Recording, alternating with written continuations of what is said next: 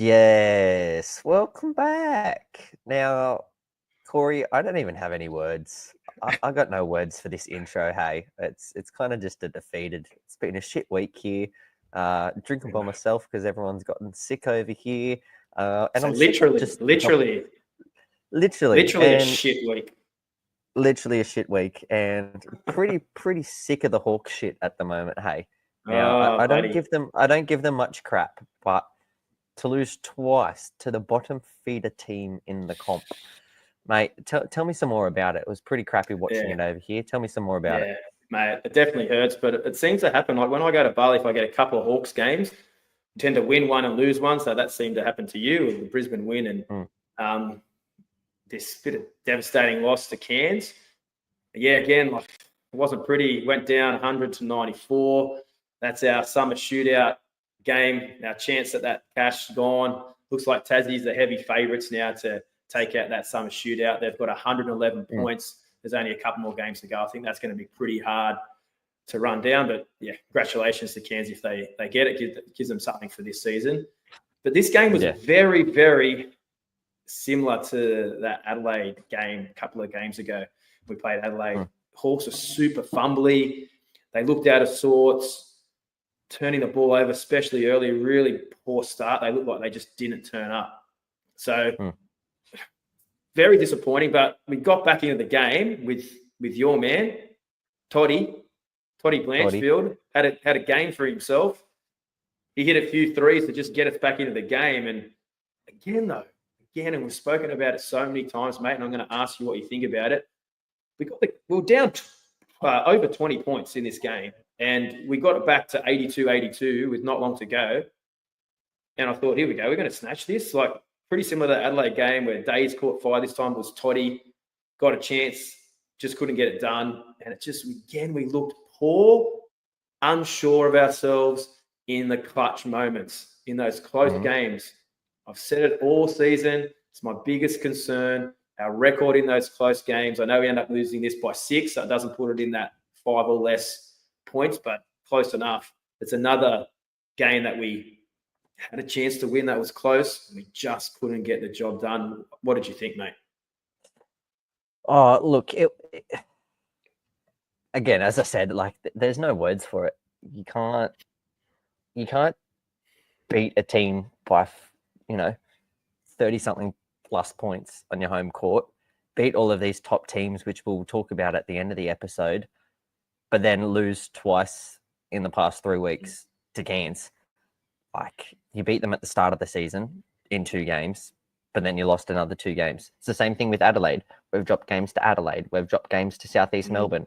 All of these teams that are playing this rogue basketball, they just pulled us out of our positions, Corey, and the Hawks were lost. And the only adjustments that they made were putting the bench on. The bench outscored the bloody starters. We had 42 bench points to their 15 bench points for Cairns. Yeah. So it attributes to... Yeah, and like Cairns starters were totally dominant in this game. Yeah. All of them got into double figures, while ours were very ordinary. And we've said how much we love Kel all season, smell the Kel because he's nasty, but it was not the nasty that we wanted this time. He was very off. Probably his worst game as a Hawk, 1 of 6 from 3, 4 turnovers, a couple of real poor turnovers where he was just fumbled it and dribbling the ball and lost it. That led to easy buckets down the other end. Super disappointing. I'm hoping that they can bounce back. However, like every starter for us had a plus minus worse than -10. Every starter. Yeah.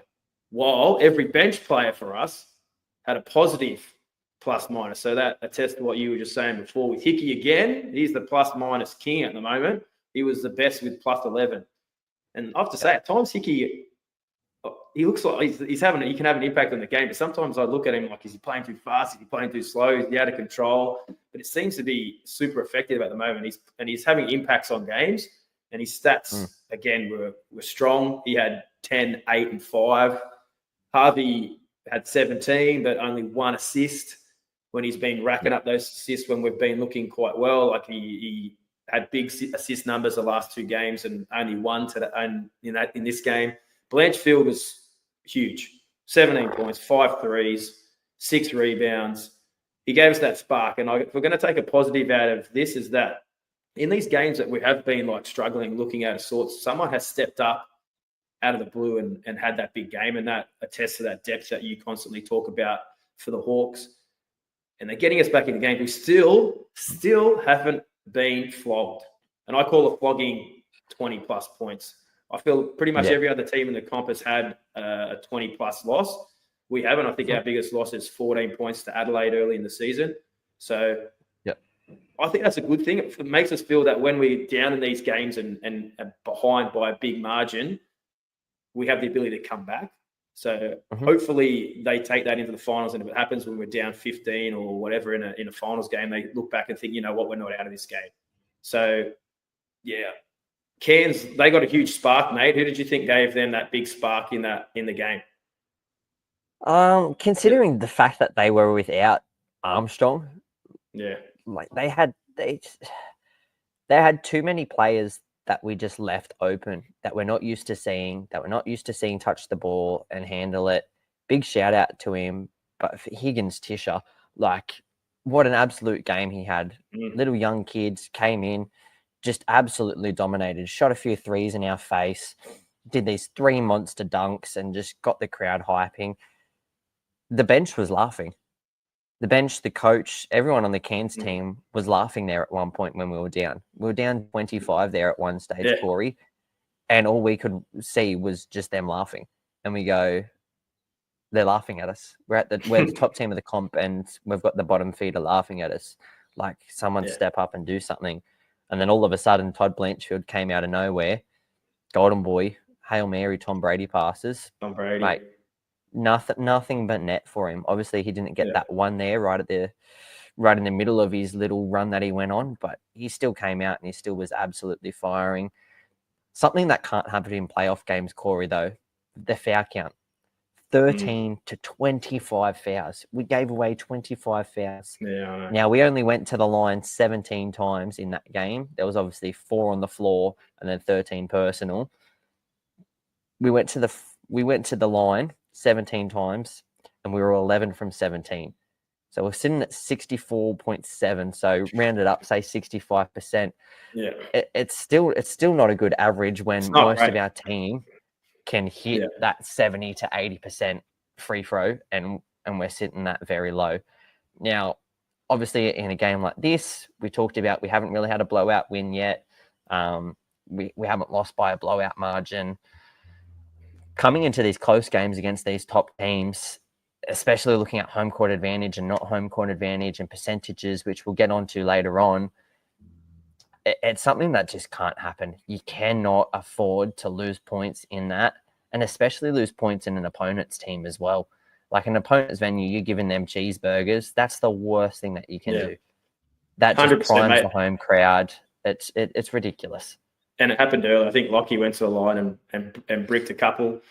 But the free throws are still a concern. Like 65%, it's not good enough in my opinion. And add that to the 2 other games where we're around the 50% mark. It's going to cost us games. One thing that we can take out of it, like, is obviously the positive that we came back and it was only a 6-point loss. It could have been a 20-point loss. But one thing I hated in the game, and it was so frustrating because the Hawks have been really good on rebounding this year. There was a possession towards the end of one of the quarters. Cairns had the ball. They got 5 offensive rebounds in one possession. We're lucky that they kept missing, but it can't happen. I can't understand how, and that's about effort. It shouldn't happen 5 times. Maybe 1, you get it. But then if they miss again, you don't let them get another one. But 5 in a row, that's a big concern, and it's a big worry for me. And I didn't like that at all. Like I said, Cairns had some guys step up. They did rely on 6 guys pretty much. They played the most minutes, big minutes. Adnan, shout out to him. He had 10 points, did some pretty good things. And the young fella that you mentioned before had 13 and 7, was a real spark, especially in that first quarter for them. Came on with 3 and dunked, and he had a big impact on the game. But I have to say, like, and we'll talk about it later, coming back and making it a close game, percentage is going to be a huge deciding factor at the end of this season. There's going to be a lot of teams who finish on the same record, and having that strong percentage could make the difference between whether you finish first or third. So it's a huge thing. So the Hawks have to keep that in their mind. If they're going to lose, they've got to lose in close games, can't afford blowouts, because that could have a huge impact for all teams coming down to these last couple of weeks of the season. But let's move on. We'll forget about that game and tick it off. Now, the next big one coming up is the Tassie JackJumpers v. the Hawks in Tasmania. You're heading down to this game with your dad. What do you think, mate? I think it's a super important game for both teams. Tassie are a different beast at home. They're 8-4 at home this year. What do you think, mate? Yeah, look, Tassie are just a Tassie in Tassie with so much on the line. The Hawks only have 3 games left. We play this game. We've got a little bit of a break after that. We then play New Zealand. Got then a little bit of a break after New Zealand to fly back home, and we've got Sydney at home. They're 3 games that hypothetically the Hawks should have no problems with being able to deal with. We've beaten, Tassie twice this year. We've won 109-76 right at the start of the season, and then 89-84. They were both at the WEC, but again, Tassie at home is just an absolutely different bleed, and they're also fighting for a play-in spot. We're having trouble lately, Corey, with all of these teams that are having something to fight for. The Hawks are 8-5 and away, and whilst they had a great win in Tassie last season in overtime, the key for me in this game would definitely be the starters. They just need to lift. They need to be better, and they need to bounce back. And I don't know what Tatum has to say to them into the locker room to get them to bounce back, but having a performance like that against Cairns, against a Tassie team that are going to be firing in front of a home crowd, I'm worried to sit down there courtside. I'm just going to put that out there right now. I'm worried purely for the fact that it's just it's Tassie in Tassie fighting for a playoff spot. Mate, I really feel like you should be worried. Tassie have shown this year, even when they've been undermanned at home, they can get the job done. They had a huge win against Adelaide when they were down plenty, got into overtime and beat them in the end. So I don't even care who they put on the court. Whoever puts that jersey on can get the job done for them, especially at home. So I'm not even worried about who's out and who's in. It's just Tassie, and the way that Roth coaches them, he'll get them ready to go. So the Hawks have to be up for this, and their starters have to be a lot better, like you said. This year, Kell hasn't had 2 poor games in a row, so I do really expect him to bounce back and have a big game for us. So hopefully that can happen. Froling, again, after that big 35-point game he had against Adelaide, against Cairns, he only had 10 and 6. Hopefully he can be a little bit better as well. We just got to get more out of those starters. Like Peatling's been great for us. I'm not going to bag Peatling. Peatling's been an awesome addition as a starter. He just does his role to perfection. We're not expecting him to get like big numbers, but we just want him to be that effort guy and work hard on D, and he does that really well. Harvey was good, but again, I think he's better when he's looking to pass. That opens the game up a little bit more for him, because defenders don't really know what to do. Hang off. Is he going to pass? Is he going to shoot? So I'd like to see him get around that 4 or 5 assists mark again if he can. So it's a big game, mate, but we need those starters. We need them firing. One, he needs to lock in. I don't know who he's going to guard. I like him when he guards Jordan Crawford. I think he uses his size really well on him, can limit his production. So that's what I'm hoping for. So it's, mate, hopefully you can get him home, mate. You and your old man get him fired up and courtside, get involved, enjoy yourself, have a few of those Tassie ciders, get your voice in full, and let's get them home. Go the Hawkies. Go the Hawkies. Now, Corey, bit of a different one this week. I'm going to flip it. There's no get up and get out for me. I can't. Okay. I don't have the enthusiasm after the last game to do it. We covered it before. The starters have just got to get up there and do better. We've talked about it multiple times. The starting position is something that you should be rewarded for. And if you're not going to play the performance and you're not going to play the role that you've been given, then something's got to give, especially in these last closing games. What harm is it going to reward people like Lockie, like Peatling, like Hickey, like Blanchfield, like Greeter, put them in there. Like, just put them in there and see what they can do. It's not something that teams are going to be expecting Tatum to do, to change up the starting lineup this close to the end of the season. And if that's something that he decides to do, it'll throw their game plan out the window. They're used to seeing the same starting five that we've had the entire season, every single game. And yes, it's worked for us in Tassie before, but I just don't think for this game we should stick with the same thing. I think they need to change it up.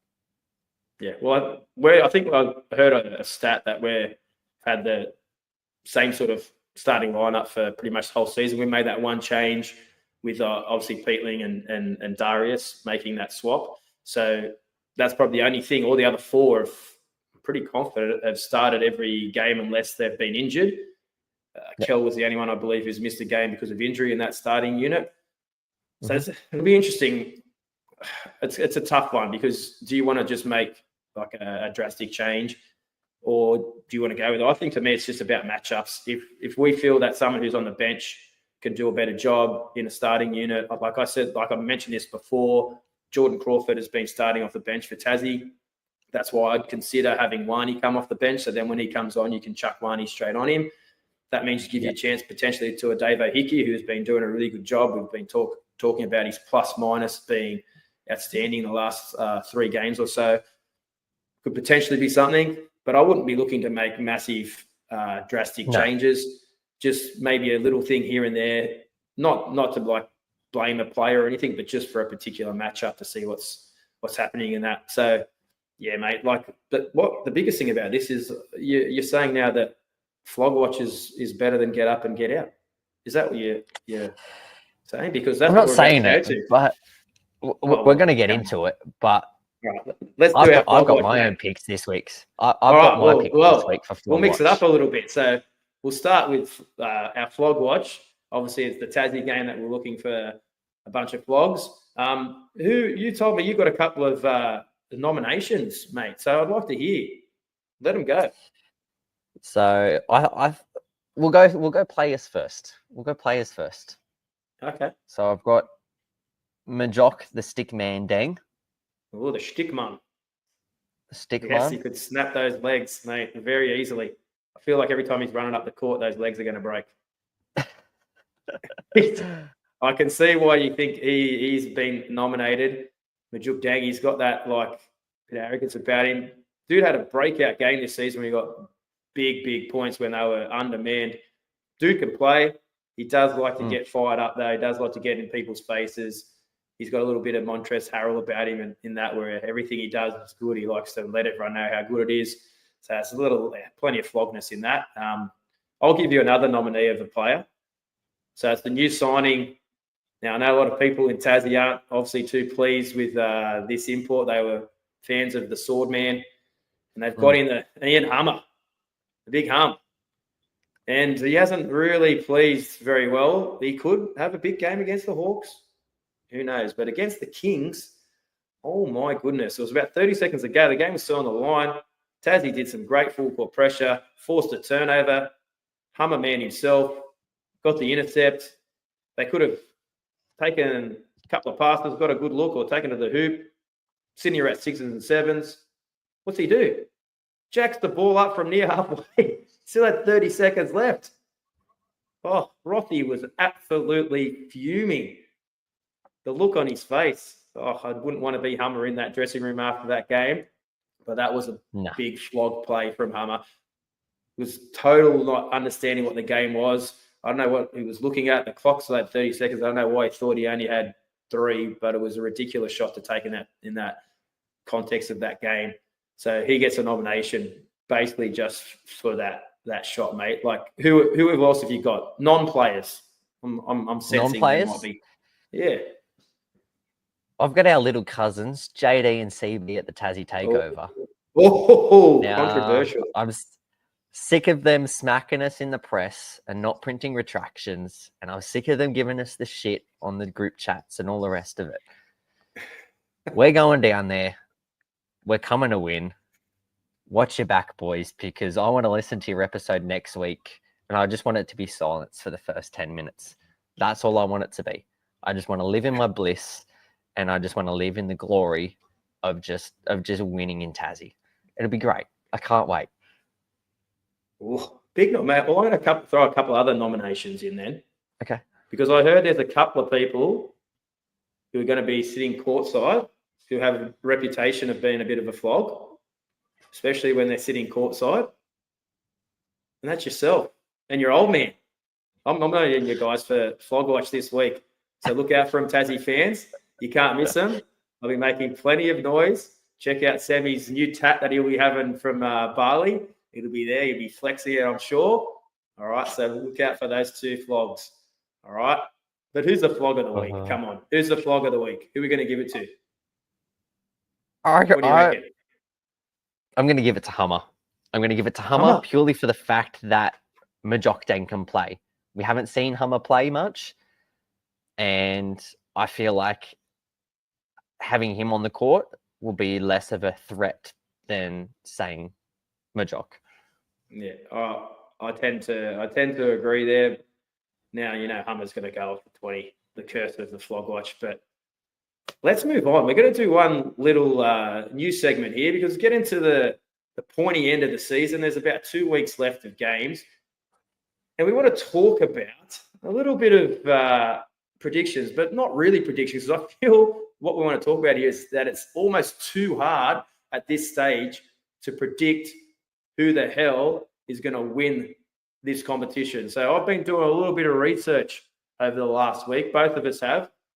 I'm going to throw some stats at the listeners here just to give you guys an understanding. Now, the top teams, all in this last week, have all given their fans a reason to believe they can actually hold that trophy.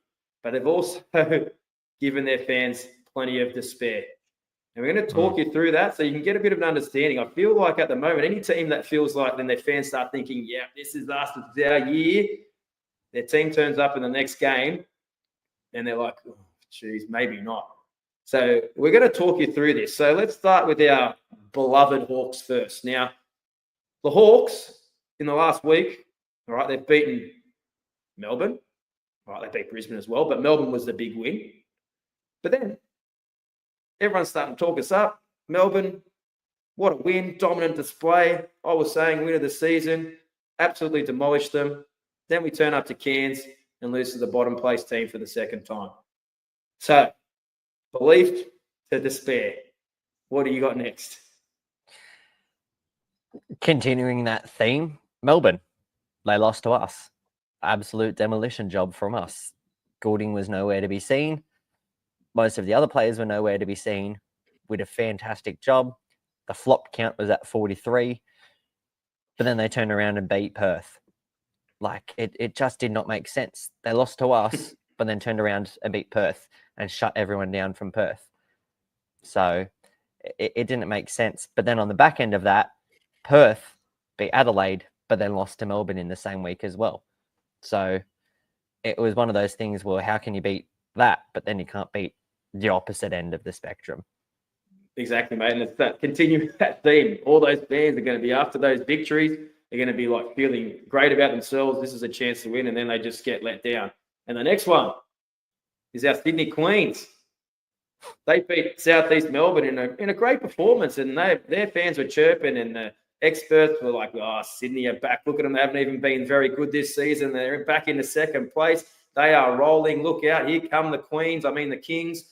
And then what happened last night? Lost to Adelaide. All right, Adelaide, dangerous team. I get it, super dangerous team, but they actually put a knockout blow on Sydney last night. They turned it on in that last quarter. At one stage, they're up by as much as 15 or 16, I believe. End up winning by, I think it was 9, but they just took it away. They had great performances from their stars. Like Davis was quality again. Harrell was just a monster. DJ Vasiljevic can go off at any time, even though he's got no neck, no good, but he can still go off at any time. He's a special talent. So Sydney, like now they're looking like, oh, and who else have we got, mate? Our other teams who've given belief and despair. We've got Adelaide in there as well, man. Now, I know it wasn't in the last week, but to clean sweep the Hawks, to then lose to Perth, but then beat Sydney this week, like, how can you clean sweep the top team in the comp? You then lose to Perth, but then you beat Sydney. Like, it's just one of these things where it really shows you how physical, how grueling, and how tough this league is. That if you're not on, you're not on. Because these teams will just come out absolutely. It is no cupcake league in here. And coming into this last 2 weeks worth of games, Corey, let's just have a look at the Hawks quickly. We've got Tassie in Tassie. We then have a solid week where no one plays for a solid week.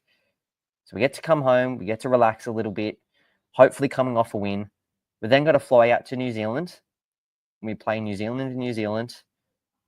And then we come back home for the Freeway Series, the final and closing match of the season, back at home against the Queens. What do you think? Mate, it's a big end of the season, and like obviously we're just on the back of that despair at the moment from losing to Cairns. So whenever that happens as a fan, you start thinking the worst, and that's what I'm sort of thinking at the moment. If we beat Cairns, I would have been like, yeah, we'll win one of the next two against Tassie and New Zealand, and then at home, I'll give us every chance to beat the Kings. We lose to Cairns. Now I'm like, oh, this Tassie game's not going to be easy. They're going to be fighting for their season. They're a different beast at home. Then we go to New Zealand, who, really we should be beating, but they've got players who can play. Like Taco Fall's huge. I know we've done a really good job on him, but PJC's back. He can play. Mooney can shoot the hell out of the ball. Like they go off like other Cairns did the other night when their players, and we just disrespect them. Like when we were disrespecting Wardenberg, he was wide open, hitting threes, and we just wouldn't get a hand on him. If we're doing that to them, and what happens is when players hit shots and make them, if they're open, they get confidence. And then the next shot, if someone's in their hand in their face, it doesn't matter. They're just going to hit it. You can't give players who are good players, they're all professional players, you can't give them confidence, because once they hit one or two, everyone who's a basketball player knows that next one's going down. So I'm concerned now. Now I could almost give you a reason why we could lose all three. I think if it comes down to that last game against Sydney, and that's to play for a top two or potentially for first, that's going to be a nervous game, especially for the Hawks, who've been pretty strong all season. And the Kings will argue that they haven't even been that great, getting bagged a lot in the media. Gorgeous coaching's been bagged, and their players have been bagged, and they haven't got a big. But if they somehow can get there and they have one game to come first, like, wow, and they haven't even had a good season, that's a pretty scary prospect. I'd hope out of these last three we could somehow get at least one win. I think if we get at least one win, we can finish in that top two, still potentially get first place if results go our way. So that's what I'm hoping for, mate. Just hopefully at least one. It'd be nice to get two. It'd be obviously fantastic to get all three. And we have been talking it up. We do want this top spot. I know this doesn't mean that much. If it comes to the end of the season, if you don't finish top, it's no big deal. But the Hawks have never done it before, so it would be nice to say as a fan that we did it. And the thing is, other teams I don't think really care about it. They want to finish top two, but the first spot, they're probably not too worried about it. So I don't know how much the Hawks are putting into it. I haven't spoken to you about this, but I was thinking about this the other day. Would it be so tragic for the Hawks to finish in third spot? Now, I know it's crazy, and you might be like, what are you talking about? But hear me through. So if you finish third, you get a home game against fourth. If you win that game, you go and play second in the best of three. If you lose it, you get another home game against the winner of fifth and sixth. That could be Adelaide, which would worry me. But you're getting two home games. But if you win that first one, you're straight through and you're playing that second place into a thing. And you're not having that break. Times in sport, not just in basketball, but in lots of different sports where you see teams have a break and they lose momentum. They come out of that break and their first quarter of that next game is a bit shaky and they're a bit off because they haven't been flowing, haven't been playing games. That would be my biggest fear for the Hawks if they finish in that top two, having that break while the playing games are happening and they're not playing, to see how they go in that first semi-final game. So I'm not saying I want it to happen, but the Hawks and their fans maybe just take a little deep breath. If we do finish third, it may not be so bad, because you're definitely guaranteed 2 home games in the finals if you finish third. That first one against fourth, and if you lose, you get another home game against fifth and sixth. If you win, you're guaranteed another home game in the semi-final. So it's not a tragic thing. It's not a tragic thing though, Corey, but when you look at it from a standpoint of view of who's in the 6 at the moment, let's say for whatever reason, Tassie don't make the 6, and the 6 is how it stands at the moment. Now, Hawks stay in first. I think Melbourne is second at the moment, so Melbourne stay in second. I think Perth are going to get second. Perth play tonight. They play Cairns. I think that'll improve their percentage, and they'll jump into second. And I personally think Perth will get second, but yeah. So let's say third. That then. So Melbourne third, the Kings fourth. Let's say Southeast Melbourne at 5th and Adelaide at 6th. Mm-hmm. I strongly believe Adelaide will win over Southeast Melbourne, and they'll go through to that second game. I definitely believe in that top one with 3rd and 4th. I can definitely see Melbourne pulling away. I can see Melbourne pulling away with that, and it'll be Perth, Melbourne. I'd agree. And I see Sydney, Adelaide. Yeah, this is the worry. This is the worry, Corey. Yeah, because then either of those teams, Kings, that's who we'd all have to play. That's who we'd have to play if we finish first. So Adelaide have dominated us this season, and they seem in their head super confident to play. They always mention how they beat the top teams. Sydney have struggled against us the last 2 seasons, but in the back of my head, I'm thinking, are they due? Are they going to beat us in the game that's most important? So either one of those would still have me concerned. Adelaide would be concerned for me. It'd be great for the NBL if they make the finals, but as a Hawks fan, I don't want them anywhere near the finals. I was going to say, it's definitely a worry. But then on the other aspect, Corey, let's just say Tassie goes in there and Tassie makes that 6th spot. It's not a one-and-done situation. I love Tassie. I just don't think that they could go. They might win the first one, but I don't think they'd win the second game. So I think they could win the elimination, but I don't think they could win the next one. But one thing I'll say about if you finish 6, even if this is Adelaide, if you finish 6 to win the chip from 6, you're going to have to win 7 games. You're going to have to win your 2 elimination games. Then you're going to have to go to a semi-final series, win 2, so that's 4. Then you're going to have to go a best-of-5 grand final series, win 3. You're going to have to win 7 games. And of those 7 games, 4 of them are going to have to be away. Yeah. For you to win the title. That's a big, big thing. If they do it, it's outstanding. And Adelaide have proven they can win away from home, but that is a big thing to do. They could do some damage, but whether I think Adelaide could win the whole tournament, not too sure. I think they could potentially get to a grand final, but then I think with the way that they play too, they put a lot of emphasis on their starters. They're going to be playing big minutes. They're going to have to be backing that up night in, night out after small rests. So it's going to be super challenging for them. From any team who finishes 6th, it's going to be really, really hard for them to win the comp. I'm not saying I think they can get to a grand final, but I just don't know if they can win it. Like, it's pretty tough to win 4 away games and 7 playoff games. So it's going to be challenging, mate. But hey, enjoy your last couple of days in Bali. Enjoy your time when you get to Tassie. I want to hear you loud and proud. Oh, you'll see me on the TV, mate. Don't worry. Any final words for this episode, mate? Final words. Just keep sticking with it, fans. You know where we are. We're at the Hawks Hangout. The reels, the posts. You've been giving it all the love. You've been following. You've been sharing. We absolutely love it. We adore it. We appreciate you guys. Again, big massive shout out to the boys over at the Basketball Fix for having us on. Without you guys, wouldn't be possible. So a big massive shout out to them.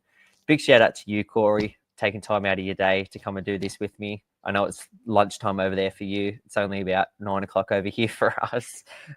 So no beer of the week over here, unfortunately, as much as I'd love to crack a bing tang on air. We'll get to do that next episode, mate. We'll be back. Just keep with it, Hawks fans. The boys just need us to rally around them. 2 away games, 1 home game. Corey, we've got it.